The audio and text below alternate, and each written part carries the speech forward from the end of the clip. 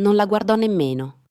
Signorina, ho appuntamenti importanti, disse, senza staccare gli occhi dal computer.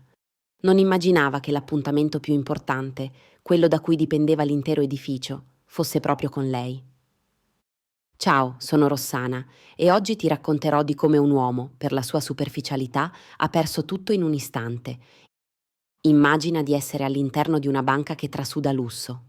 Marmi ovunque, poltrone in pelle, un silenzio quasi sacro, rotto solo dal fruscio dei documenti e dal ticchettio di un pesante orologio a pendolo. Il direttore, Lorenzo De Angelis, un quarantenne tirato a lucido in un abito sartoriale, si avvicina a una donna seduta in un angolo. La donna, Claudia, è vestita in modo semplice, quasi dimesso, un maglione un po' sformato, pantaloni comodi.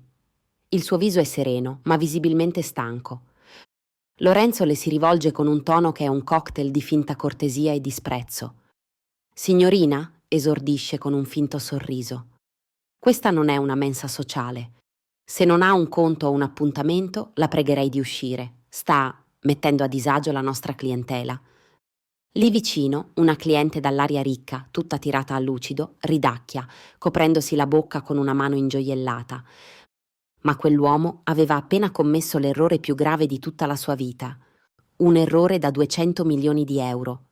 Perché a volte il cliente più importante non è quello che ti aspetti, ma quello che la tua arroganza ti impedisce di vedere. Fino a che punto può spingersi la superbia prima di presentare un conto che non puoi pagare? Questa è la storia di come un singolo gesto di disprezzo è costato a un uomo la sua carriera, scatenando un terremoto ai vertici del potere finanziario. Tutto era iniziato 3 ore prima, in una tipica mattinata milanese, grigia e frenetica. Claudia era entrata nella filiale centrale della Banca Internazionale Lombarda, un vero e proprio tempio del denaro. Non era un posto per tutti, e l'architettura stessa sembrava urlarlo, con le sue colonne imponenti e i soffitti altissimi. Claudia, a prima vista, non c'entrava nulla con quel mondo. Vestiti puliti, ma anonimi.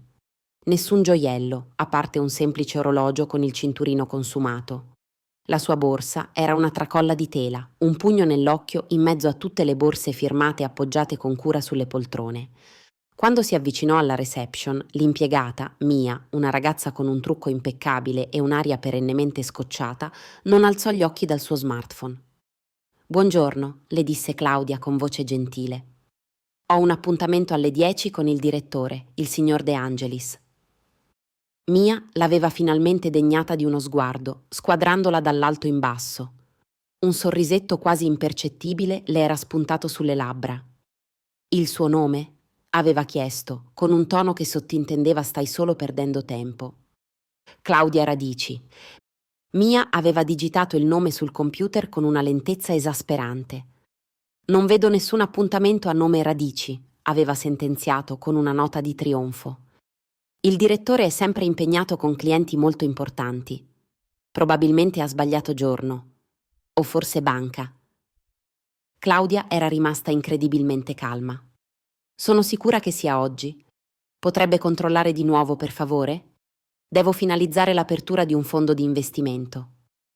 La parola investimento aveva fatto alzare un sopracciglio a Mia, ma lo scetticismo era rimasto. Probabilmente si immaginava un fondo da poche centinaia di euro. «Si accomodi», aveva detto, indicando l'area d'attesa con un gesto vago.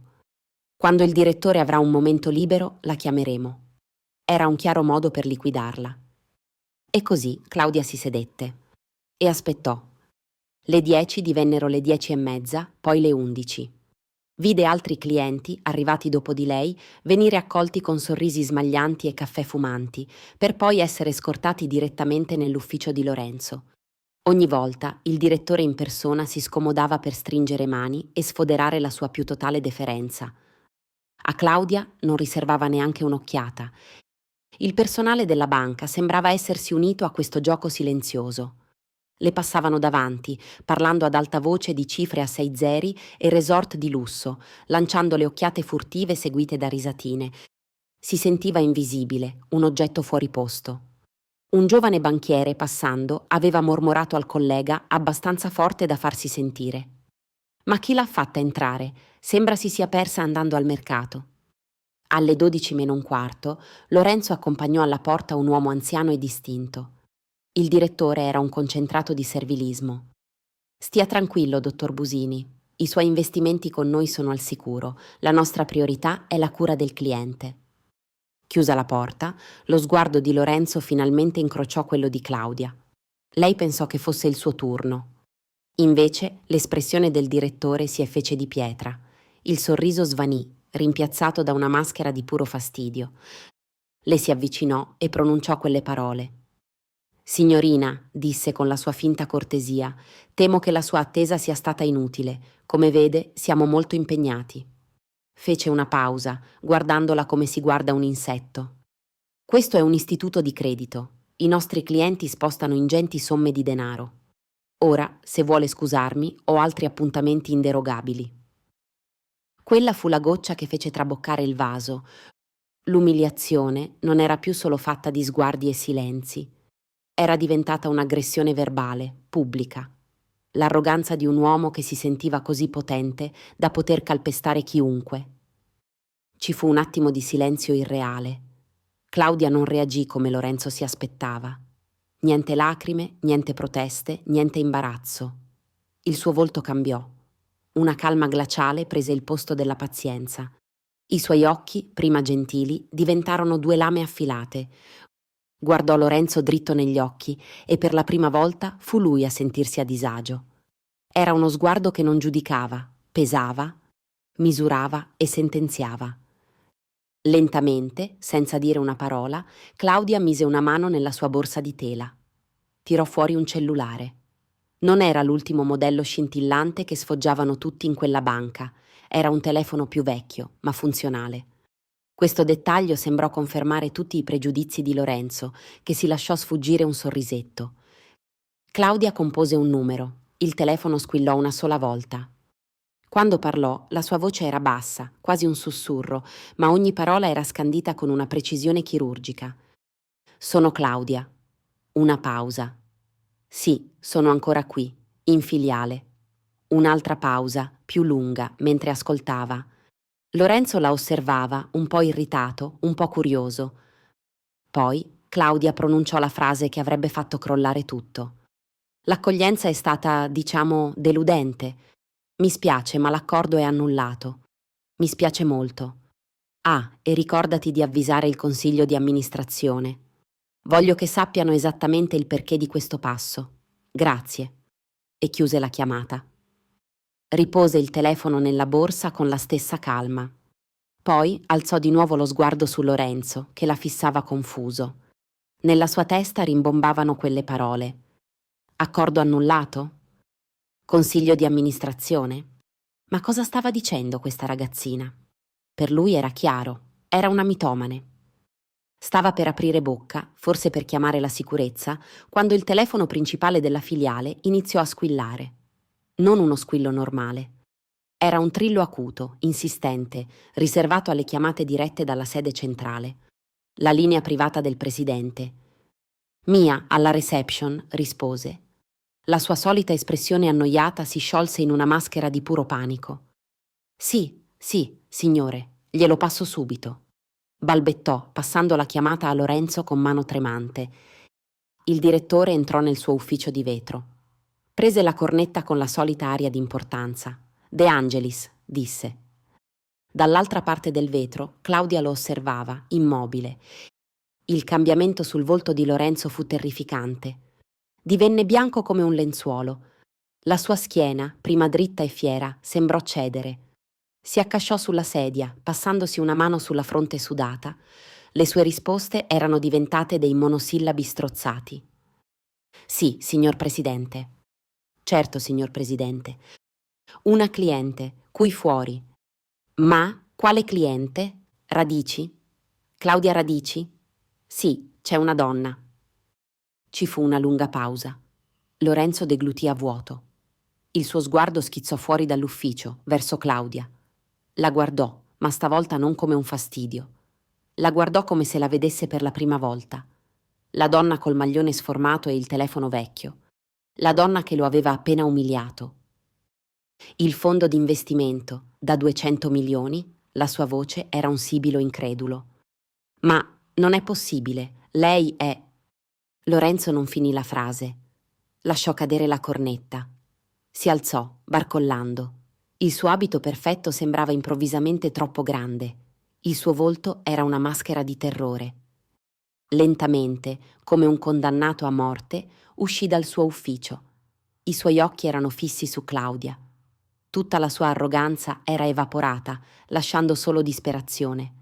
Anche Mia lo fissava, con le labbra socchiuse, avendo finalmente capito la portata del disastro che avevano causato. L'intera banca sembrava aver trattenuto il respiro. Lorenzo si fermò davanti a Claudia. Provò a parlare, ma gli uscì solo un suono strozzato. «Signora, Radici», balbettò. Il signora era carico di un rispetto tanto tardivo quanto patetico. C'è stato un terribile, imperdonabile malinteso. Non avevamo capito chi fosse». Claudia lo guardò, impassibile. «Oh», rispose, con una freddezza che gli gelò il sangue. Lei aveva capito benissimo chi ero. Ero una ragazza vestita in modo semplice. Fece una pausa, lasciando che le parole colpissero il bersaglio. «Ero una cliente anonima, senza un cognome altisonante. Una persona che aveva un appuntamento con lei alle 10, che voleva rispetto ed è stata trattata come spazzatura. Sono stata ignorata per 3 ore. Ero un essere umano che lei ha deciso di umiliare pubblicamente perché i miei vestiti non erano alla sua altezza». Lorenzo iniziò a sudare freddo. «La prego, mi perdoni, farò qualsiasi cosa. Le offro le mie più sentite scuse. A nome mio e di tutto lo staff. Mia, venga qui», ordinò con la voce spezzata. La receptionist si avvicinò, tremante. «Signora Radici, mi dispiace così tanto, io...» Claudia alzò una mano, fermandola. Non c'era rabbia nel suo gesto, solo un'autorità che non ammetteva repliche. «Le vostre scuse sono inutili», disse Claudia, e la sua voce calma ora rimbombava nella banca silenziosa. «E non perché non le accetto. Sono inutili perché non cambiano quello che siete, non cambiano l'atteggiamento che avete dimostrato». Di colpo la sua figura sembrava imponente. Emanava una forza che schiacciava chiunque nella stanza. «Signor De Angelis», continuò, «lei parlava di clienti importanti. Chiaramente la sua idea di importanza si basa sull'apparenza. Un pessimo criterio di valutazione per un direttore di banca. Vede, il mio fondo, quello che lei aspettava, gestisce i soldi di persone che credono in 2 cose: etica e risultati. Oggi lei ha fallito su entrambi i fronti».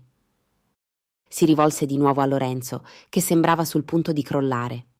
«Perciò la mia decisione è definitiva. L'investimento da 200 milioni di euro è cancellato. E non solo. Entro 24 ore ogni singolo conto legato a me o ai miei soci verrà chiuso e i fondi trasferiti altrove, in un istituto dove la parola rispetto significa ancora qualcosa». Il silenzio era totale. Si poteva quasi sentire il rumore della carriera di Lorenzo De Angelis che andava in frantumi. «E un'ultima cosa», aggiunse Claudia, spostando lo sguardo da Lorenzo a Mia. «Farò in modo che il presidente e tutto il consiglio di amministrazione ricevano un resoconto dettagliato del trattamento ricevuto oggi. Il vostro comportamento», disse indicandoli, «è un riflesso della cultura tossica che lei, signor direttore, ha coltivato qui. Una cultura di classismo che i miei soldi non finanzieranno, mai». Concluse con una frase che suonò come una sentenza. «Mi aspetto che le persone responsabili di tutto questo ne paghino le conseguenze. Professionalmente». Senza aggiungere altro, Claudia si voltò e uscì, lasciandosi alle spalle il caos e le rovine di diverse carriere. La porta si chiuse dietro di lei con un suono secco, definitivo. Lorenzo De Angelis non svenne. Rimase lì, impalato al centro della sua banca, mentre il suo mondo crollava. Meno di un'ora dopo arrivarono 2 dirigenti dalla sede centrale. Lo scortarono nel suo ufficio per raccogliere le sue cose. La stessa sorte toccò a Mia e al giovane banchiere che aveva fatto la battuta sul mercato. Licenziati. In tronco. La notizia si sparse a macchia d'olio nel mondo finanziario milanese. Quel giorno la Banca Internazionale Lombarda non perse solo 200 milioni di nuovi business, perse la fiducia, un bene molto più prezioso. Nei giorni successivi le azioni della banca crollarono a picco quando la storia, pur in forma anonima, trapelò sulla stampa di settore. Un danno d'immagine incalcolabile.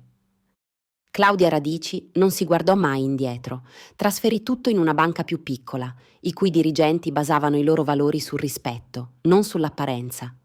La sua non fu vendetta. Fu una lezione potente e molto, molto costosa. E la morale è scolpita a fuoco nel destino di Lorenzo De Angelis. L'arroganza presenta sempre il conto e spesso è molto più salato di quanto pensi. Il vero valore di una persona non si misura dall'abito che indossa o dal telefono che usa, si misura dalla sua dignità e dal rispetto che mostra agli altri, chiunque essi siano. Perché giudicare un libro dalla copertina non è solo uno sbaglio. A volte può essere un errore fatale, un errore da 200 milioni di euro. E tu, cosa ne pensi? Claudia ha fatto bene a essere così implacabile o avrebbe dovuto dare una seconda possibilità? Come avreste reagito al suo posto? Scrivilo nei commenti, sono curiosa di leggere cosa ne pensi. Se anche tu credi che il rispetto valga più del denaro e che la dignità non abbia prezzo, non dimenticare di lasciare un mi piace, iscriverti al canale e attivare la campanella per non perderti altri nuovi racconti. Sono Rossana e non vedo l'ora di raccontarti la prossima storia.